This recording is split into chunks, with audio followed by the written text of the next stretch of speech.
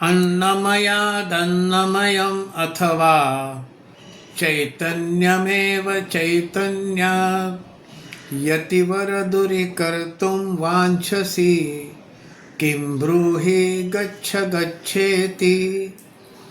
हा श्लोक एका चांडाळ व्यक्तीनं भगवान शंकराचार्यांच्या समोर म्हणून दाखवलेला आहे। प्रसंग असा होता की भगवान शंकराचार्य काशीमध्ये एका रस्त्यावरून चालले होते। रस्ता अरुंद होता। शंकराचार्यांच्या पुढे मागे त्यांचे शिष्य होते आणि समोरून ही चांडाळ व्यक्ती आली। चांडाळ म्हणजे जे स्मशानातली सगळी कामं करतात त्यांना चांडाळ म्हणतात।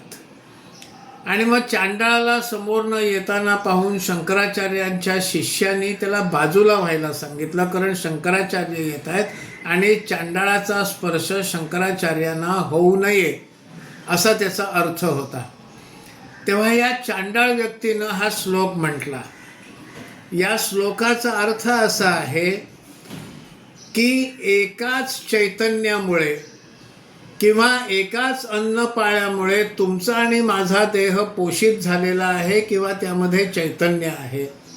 मग असं असताना एका देहानं दुसऱ्या देहाला बाजूला हो असं का म्हणावं? हे म्हटल्याबरोबर श्रीमद शंकराचार्यांनी त्या चांडाळाच्या पायावर डोकं ठेवलं आणि म्हणाले, जे माझ्या शिष्यांना माझ्या सोबत राहून सुद्धा समजलं नाही ते तुला समजलं, म्हणून मी तुला वाकून डोकं तुझ्या पायावर ठेवून तुला वंदन करतोय।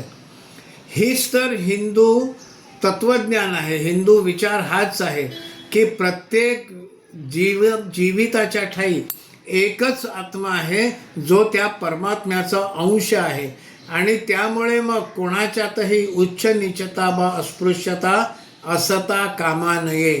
ही जी भावना आहे हीच समरसतेच्या मुळाशी आहे।